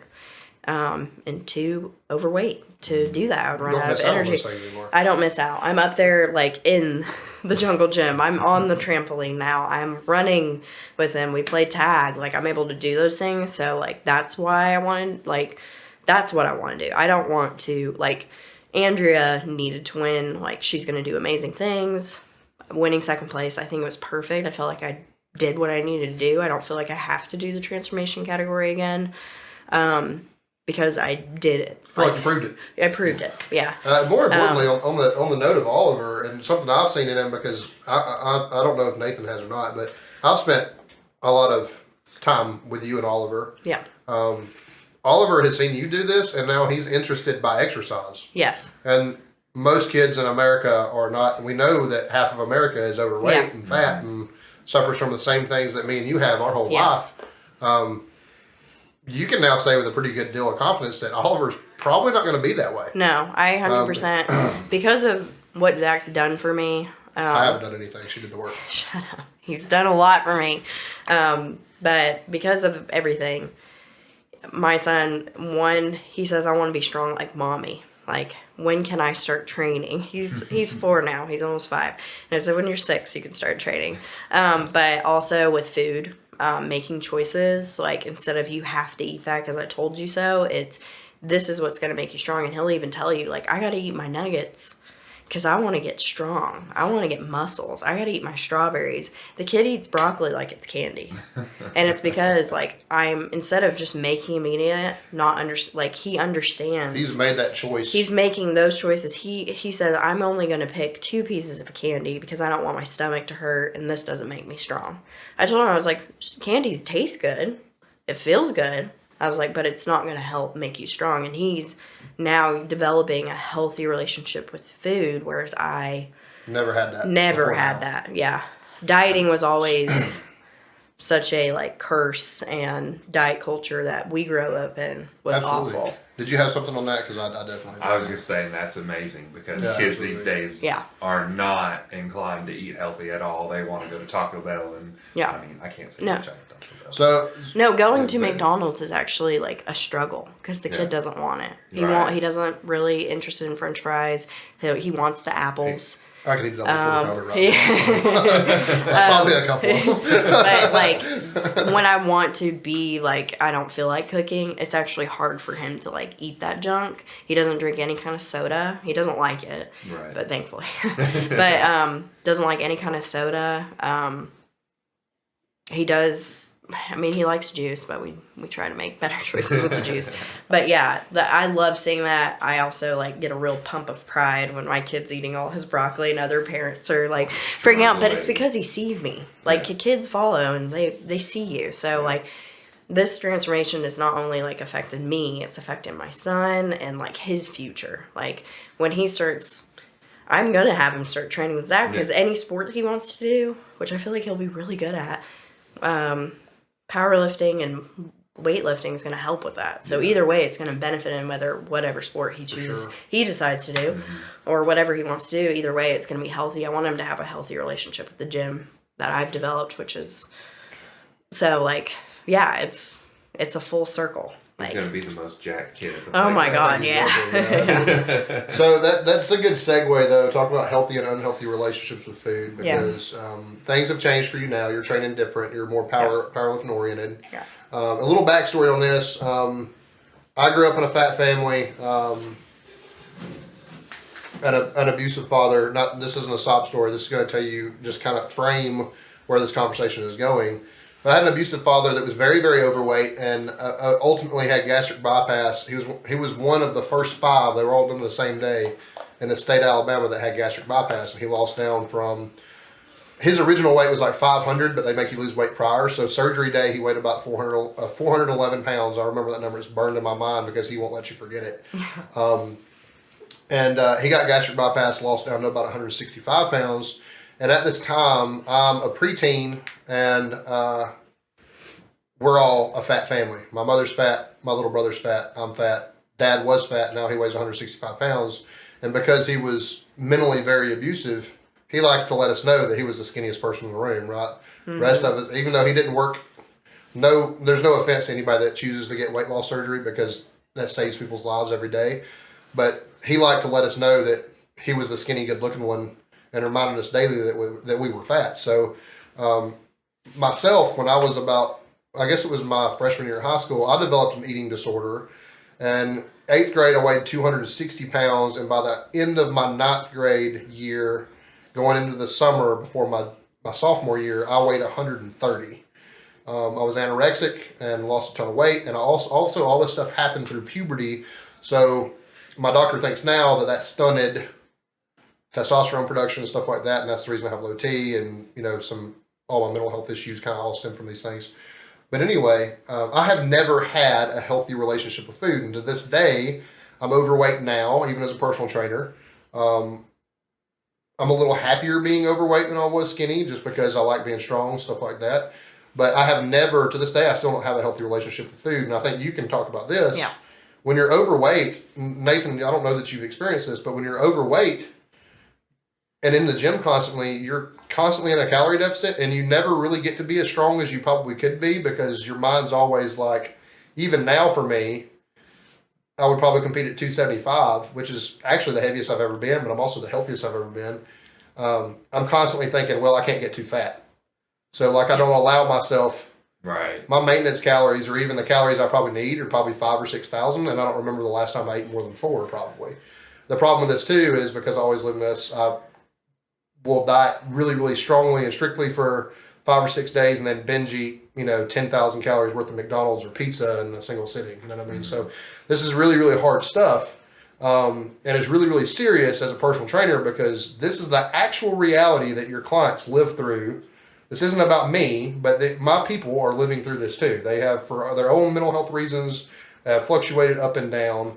And this is a hard part of this conversation, but I segue this into what I'm going to ask you, and that how hard is the diet now that I'm asking you to eat at maintenance and potentially get to a point that we're going to eat more, so that you can be a power lifter now and not a bodybuilder? Because we know you've spent 2 years in a calorie deficit nearly. I mean, it may be an emotional conversation, but where are you with food now that this is over with and we're moving on to bigger, not bigger and better things, but different goals? It's harder than prep. I would rather do prep 3 times over and be starving and brain foggy than this. Well, because now you're attached to a look. Yeah. Right? I mean, you know how good you looked on stage day. So with bodybuilding, it's a blessing and a curse, but I went from 247 when you got with me. Yeah, we know you were heavier before. Yeah, I was heavier. So in total, I've lost 95 pounds because I'd lost a little bit of weight. I always fluctuated that 10 pounds. Not knowing what I was doing, but probably just all water. But the hard part for me is, like, I know what my body can do at such a low deficit and doing all that cardio and doing that extreme. And then also it went from, like, with your programming, it's lifting. So I got really strong because I was heavier. So I was like, oh yeah, like She was really strong. I actually love powerlifting. And then that's when we hit that wall of like, okay, do you want to powerlift? You're going to have to eat, or do you want to lose weight? And I kept hitting that wall because it went from, wow, this was really strong. Wow, I hit that PR. Wow, I did that mock weight and really fucking did that, to like all about my body. So every week it's like, wow, you look good. Look at that muscle definition. It's all about my body. It went from like all about my strength and what I could do in the gym to like all about my body. So it's constant critiquing of my body. Like, we need to tighten this up. Like, we need to get fat more off this. Like, I think a lot of people do this thing as a bigger person. We do these things in hopes that somehow body dysmorphia goes away. Yeah. But and in a sense, it does in some senses, but it's actually amplified a lot, a bit fucking worse. Yeah. So so my before picture was always in my mind as like, I don't want to look like her. I don't want to look like her. You know, that's why I did a lot of before and afters, because, you know, it's for me. It's not for Instagram or for clout. It's for me to see, okay, you don't look like that. You literally do not look like that. Even though the mirror will tell me to, like, my stage photo, like, you don't look like that. You don't look like you do on stage day.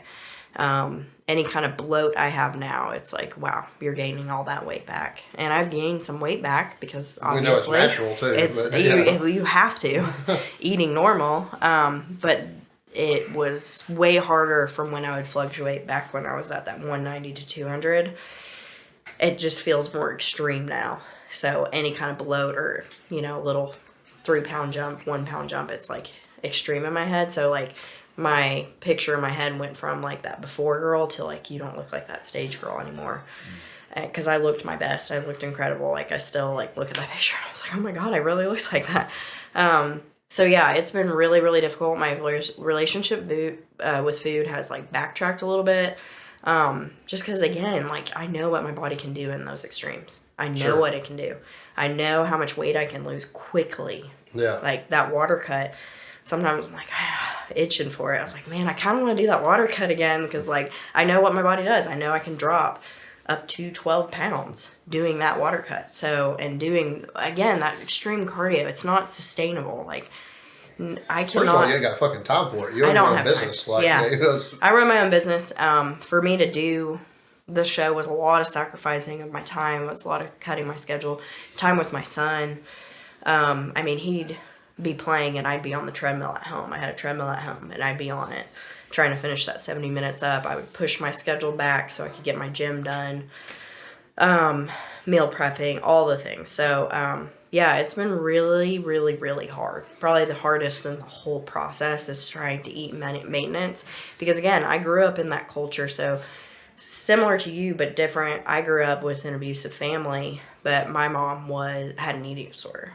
So, my mom would hit these diet kicks. So, the whole family would hit these diet kicks. I was constantly talked about my body, but in a negative way. So I think that's where it hit, is like being my never body. Had a positive view of yourself. Yeah. So when people talk positive about my body, it's like dopamine rush. Like I like shooting it in my veins when people tell me I look good. So like to get where my body was literally changing daily, being told about that, like that dopamine and all those old things of negative body talk, I was like, yes, give me more.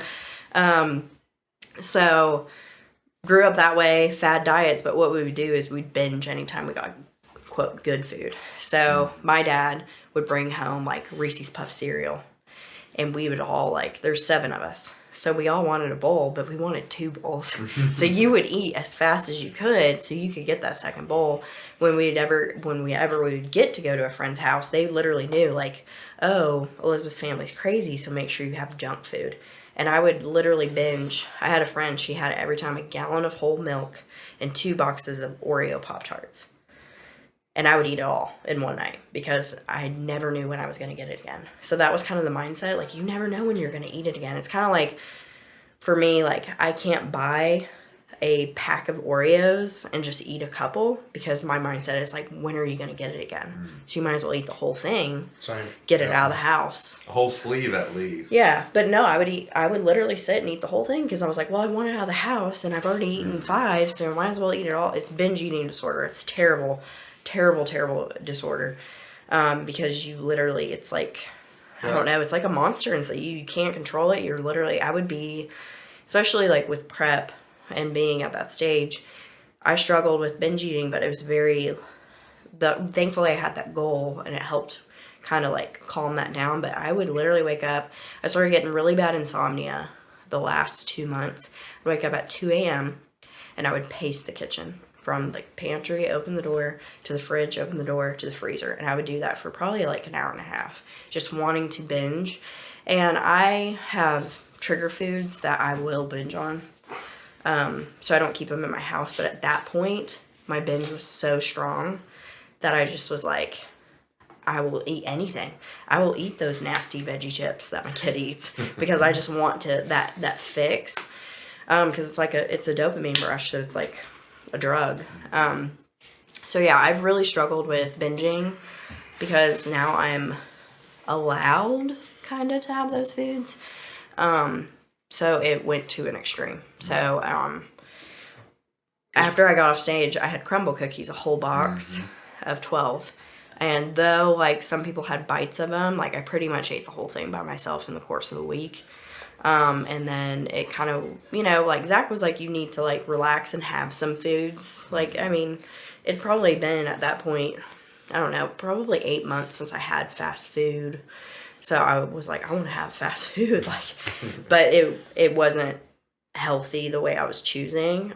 So it's still difficult, like, because I got into, and still am struggling with, the binge eating cycle, which is starve and then you binge. So but before it would be starve all day, binge at night, because I got in such a low deficit and what I did, I know I can go longer. So sometimes it'll be 2 days where I don't eat, and I'll just drink energy drinks or water or whatever, and then I'll binge crazy, 3,000 to 5,000 calories.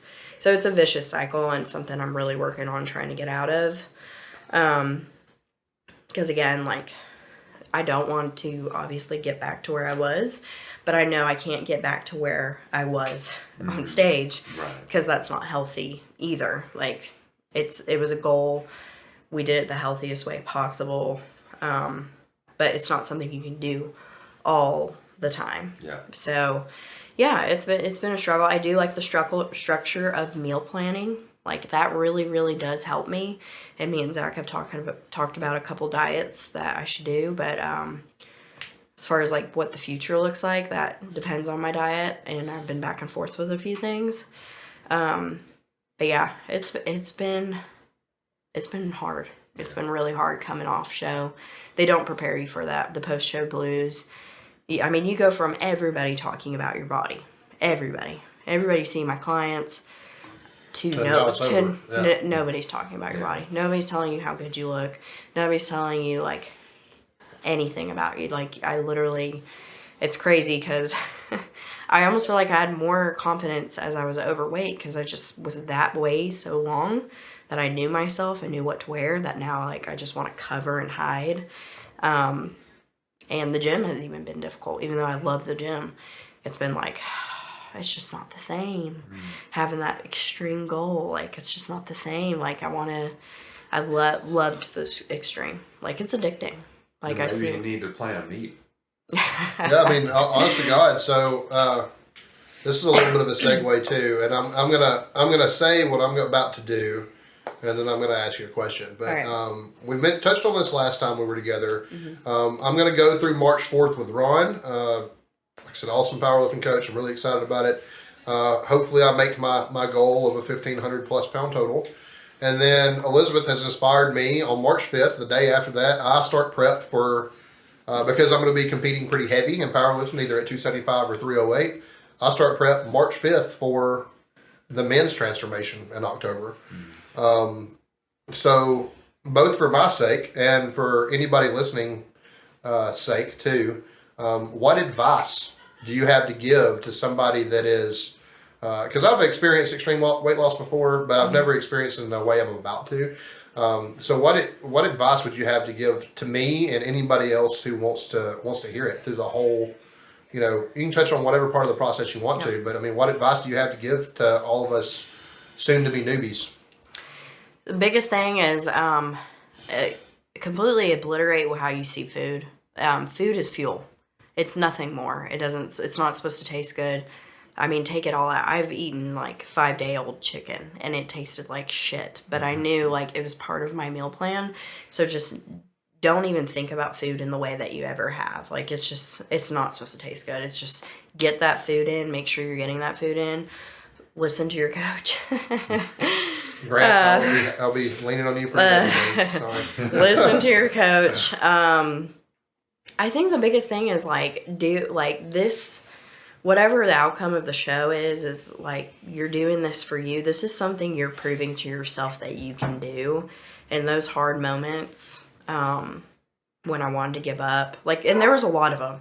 I had a lot of breakdowns. We've talked through a lot of things, breakdowns. Absolutely, and the things that we've talked about and what we've done. I mean, it was, there was a point, it was definitely weekly. But, I mean, there was a point where it was daily. Yeah. I mean, where I just didn't want to do it anymore. I was tired. I was tired of it. The biggest thing is, like, this is the most selfish thing you're ever going to do for yourself. The most selfish. And as long as you have that support, which I did, thankfully, and I had, my boyfriend was super supportive that I had later on in my journey, but also you have Sandy. Like, as long as you have a supportive partner that understands, like, the hangry is just, you're going to be mad about everything. You're going to be grumpy, but, like, also, like, it's the most selfish. You're going to take a lot of time. You're going to miss out on a lot. I literally went to a wedding and did not drink or eat. I didn't even get the wedding cake. And we like to drink and eat. Yeah, we love to drink and eat. And it's called Sip It and Rip It. But I was about to say, this is technically a powerlifting podcast. And about not eating and drinking. That's so insane. it sucked. Like, you're going to miss out. I think the birthday before I did the show, I had a Rice Krispie treat cake because that fit my macros. I did not have actual cake until this year after the show. So just, like, you're going to miss out on stuff, but it is for you.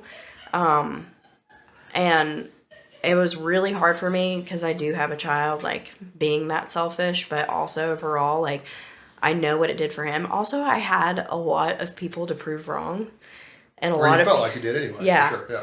I kind of took everything that I've been through and put it into the show. Like, all those people that said I couldn't do shit, all the bullies that I had, my childhood, like, those little comments that I would hear throughout my childhood, like, I took all those and I'm like, I'm gonna fucking show you. And also, like, choosing Zach to train me through this process, even though he wasn't a bodybuilding coach and you got negative feedback when you reached out to a few locals, I was like, I gotta prove them fucking wrong. Yeah, I felt the same. Yeah, that Zach can do this. Not only we get negative feedback, I had one girl that competes in, is it fitness or something? I don't remember what it's called. Wellness. Straight up tell me that transformation didn't exist and basically fuck off. Yeah. And in the same paragraph, I have a special needs girl who I won't mention her name here, that's very near and dear to me, that works for me and everything else, that has competed in powerlifting under me, but saw you doing this and wanted to compete in bodybuilding too. And I asked advice on that, and the girl was like, no coach is going to put up with that. I was talking about a posing coach. No coach is going to put up with that. She doesn't have any place in bodybuilding. It's pretty much the exact message that I got. Yeah. Wow. So the negative comments I got from, now albeit it wasn't all local bodybuilders by no means, but the ones that I was told to trust as a source were basically just like, fuck off. Yeah. So I felt like I had a lot to prove also for my coach. Like, you're an amazing coach all around. You researched, you did the education, and you also knew me from, like, the first 50 pounds that I lost. Again, you're really you knew that. You knew binge eating disorder. You knew how to empathize with me. You knew some of my past, so you knew, like, how to work with me through those things. And knew how to pick me up. So, like, why would I choose anybody else? Because how would a bodybuilding coach understand, like, binge eating disorder, being that overweight? I think we'd be surprised, but but, like, you knew me. I was very comfortable. So I was like, I got to prove all these people wrong. I got to show that I can do this. So it's basically locking in to being the most selfish person that you can be, because you're taking a lot of time from your family. I think when you look at the greater picture, though, with what you've taught your son and everything else, I don't think it's as selfish as it probably and in feels, the end, but it does feel Yeah. selfish, because I was choosing gym time over family time. I was choosing not to have the cheers with the champagne at the wedding. Me and you've had this conversation before, even before you decided to do the show.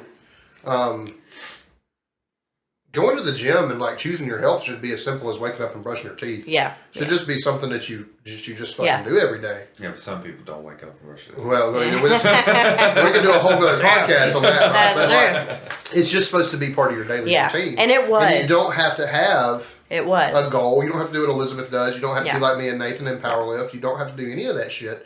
But it just, for your overall wellness, you either pay for it now or you pay for it later. Yeah. Pay for it later looks like being a weak old person and stuck in a nursing home that nobody comes and visits you at, and you're a financial burden to your family. That's what it looks like later. Yeah. If you pay for it later, that's what it looks like. Yeah. And nobody fucking wants that. No. You don't want your son taking care of me. Taking care of you, and you definitely don't want your son to be a financial burden to your son where you're, sitting in a nursing home at 70 years old, and nobody wants that. No. I explain that to people all the time. So, is it selfish? Not fucking really. You're gifting your son probably 10, 20 years more than you would have if you hadn't have done it. Yeah. I mean, and that's the truth. And, you'll probably die happy and healthy as opposed to in a nursing home alone and as a financial burden to somebody. Yeah. You know what I mean? Yeah. Like, I think more so the time. Like, absolutely. Buying that, I understand that, but you have bought time on the big end. Yeah. The time overall, I've bought a lot of time, and I'm very happy. And when I won second place, I FaceTimed my son, and he was like, "Mommy, you won!" And he said, "I want to do that too someday, Mommy." And that, like, literally tears. That was so huge for me. Like, he's gonna know, like, his mom is super strong, and then I did this, and I did this for him. I did it for us. But overall, like, it's gonna feel selfish. There's a lot of people that gave me shit about what I was eating, and, oh, you're not gonna have that. People that don't care just don't understand. No. I mean, and then the extra that's 70 minutes of cardio plus on top of the hour you're in the gym. Like, that's, 2 hours in the gym sometimes. That felt like a lot. I sacrificed a lot with my business, having to put some stuff. And then when the brain fog hit really, really bad, I had to even, like, cut down my days because mentally I just could not do my job well. Yeah. But also, like, another thing is spend the money. So if there is a custom suit, buy that suit, pay for the spray tan. Get the posing coach. That's such an amazing I'm so thankful Have for a videographer. Have Nathan edit your video. But yeah, put all the money into it because I really did think they did say, like, my suit stood out from all the other women. Beautiful. And we told you months before that lavender, it was lavender or green. Yeah. And we're like, you got to go lavender. You got lavender on now. It's my color. About you and lavender. Yeah, it's my color. You just look fucking good in lavender. Thank you. So yeah, just put all, like, if you're going to do a show, go all in. 100%. Also, what really helps me, a lot of people struggle with, like, mental health issues, was, like, I was able to put all that to the side as, like, I call it my bullshit. Probably for it's the not first time bullshit, ever. but the first time ever, I was able to just be like, you know what, I can't deal with this right now because I got a fucking show to do. So it was, in a way, it saved me and helped me because anytime those thoughts or those, you're saying, like, be focused. Yeah. Fucking focus. Yeah. I was able to be like, I can't right now. I can't have that low. I can't have that, like, craziness going on. I can't let that comment or that normal, like, life thing that happened that would normally bring down. I, like, well, too bad, so sad. I got to fucking do my show. I got to do my prep. So that really, really helped, is just, like, put all that to the side, focus in, like, the show, everything, your whole life is around that show date. That really, really helped me, especially near the end when that brain fog hit. It was just like, I felt like a robot, but incorporating the gym daily into my life already, which you already have that.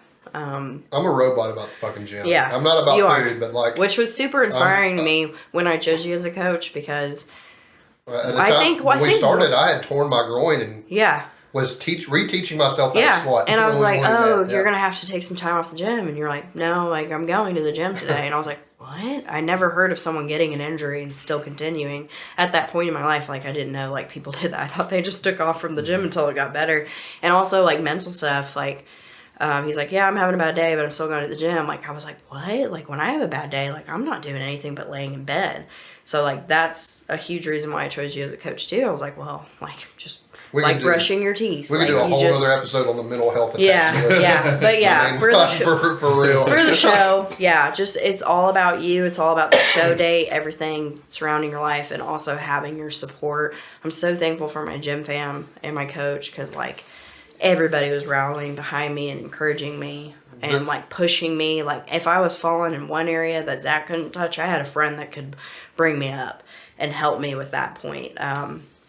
And then also having Reagan, who actually, like, lived through it, being able to work with her was awesome because she was the only one not giving me shit about what I was eating, what I was doing, because she lived it too.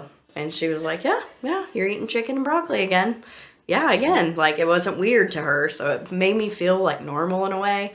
But, yeah, just having a good support, like, if you just have your coach, you just have your coach. Your coach is going to push you because... You know, like you said, you wanted to prove, and I wanted to prove for you. I had my own reason to fucking do it. Yeah. You know, if I couldn't make anybody proud, I wanted to make sure I made my fucking coach proud. You could have never left the tarmac in Houston, Texas, and been stuck at the airport terminal. I've been proud of you at that point. It's fine.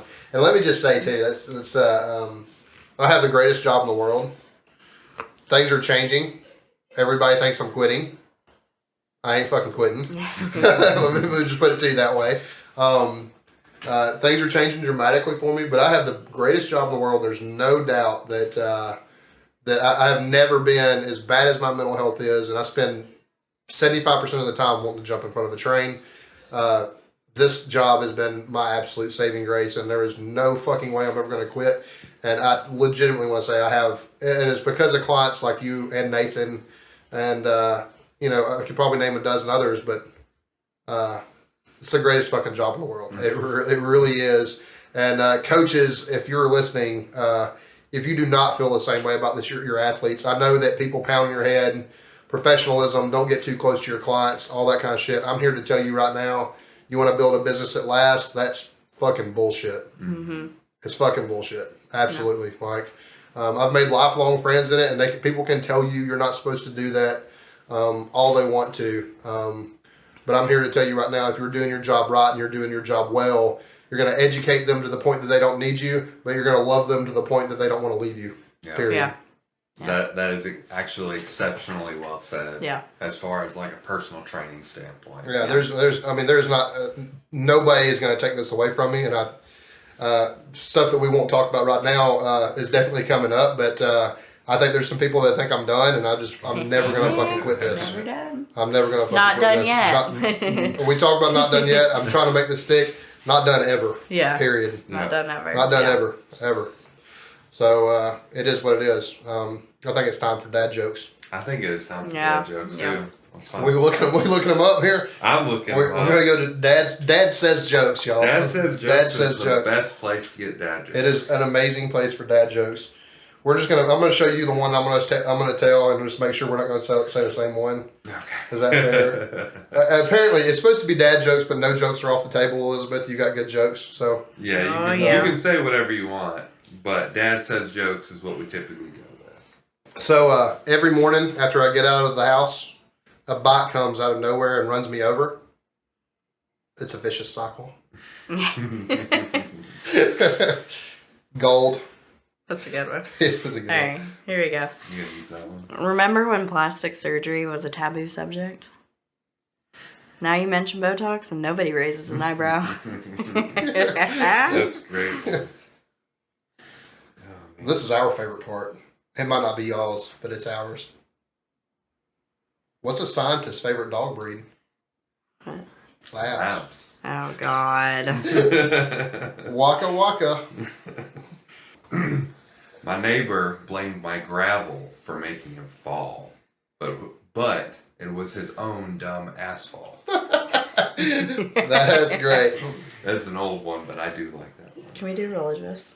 Oh, I don't You can do whatever you want. can do whatever you want to. This is free time now. remember, guys, if you don't sin a little bit, Jesus died for nothing. Oof. Oof. Oh. Poor Jesus. Poor Jesus. Oh, we got a dick joke. Hold on a second. All right, we need.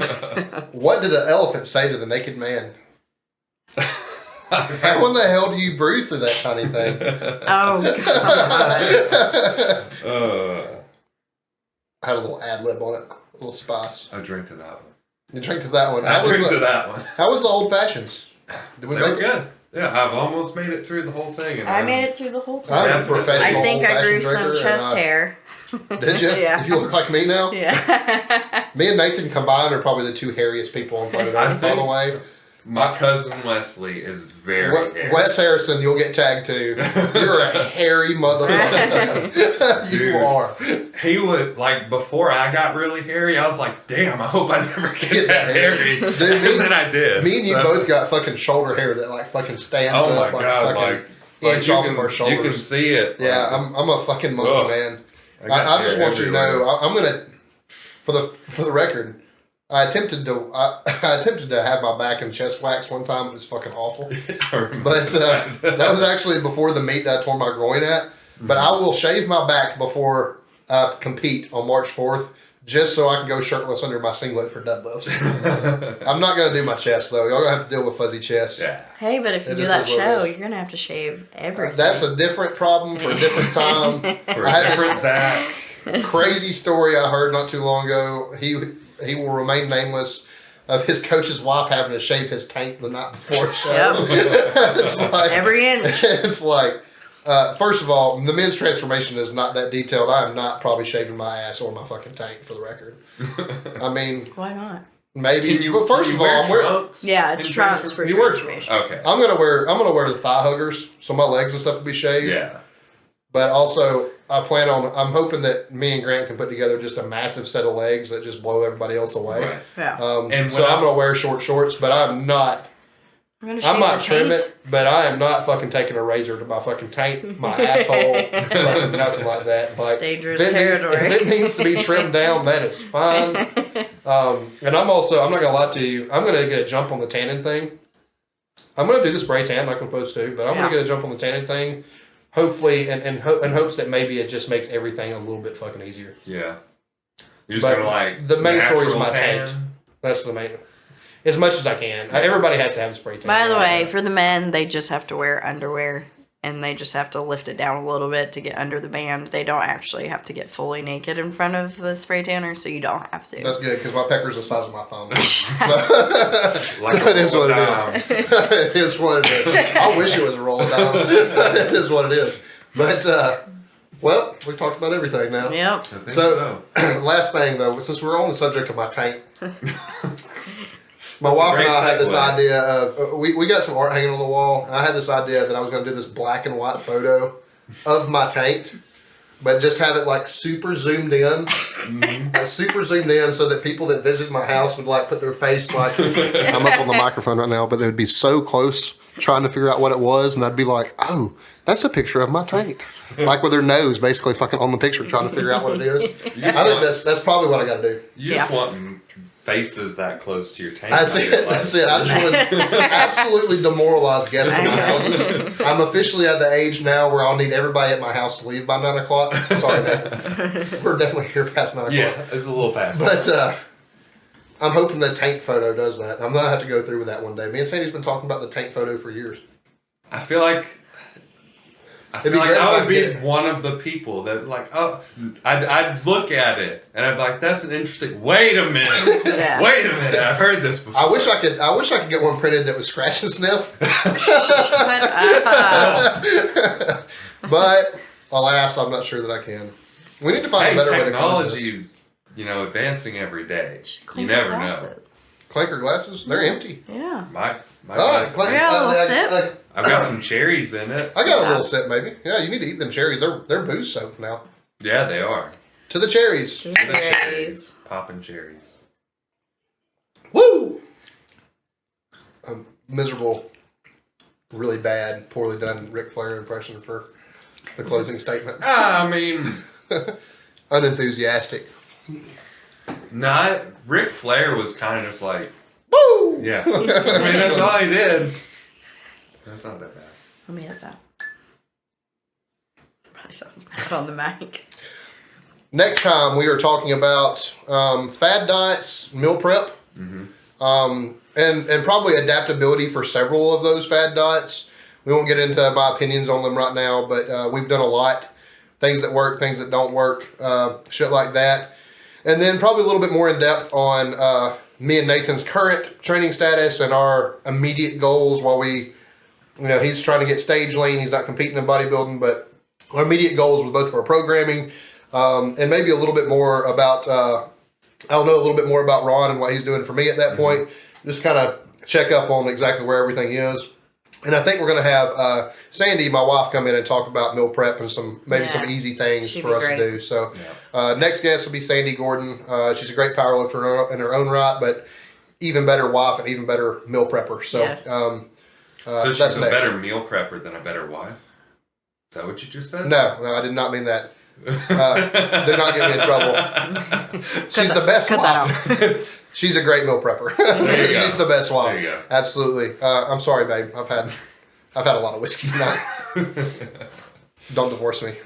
Let's just cut that in part off, please. No. Oh yeah, we need to. We absolutely need to. We absolutely do not cause a domestic dispute. Well, I appreciate you guys for having me. Yeah, it was good. Fun. great. It was great. Yeah. I was really happy to have you on here. Yeah. As educated as I can be, as close as I was to the situation. So, Yeah. I appreciate the advice. I appreciate both of you guys. Good night, everybody. Good night.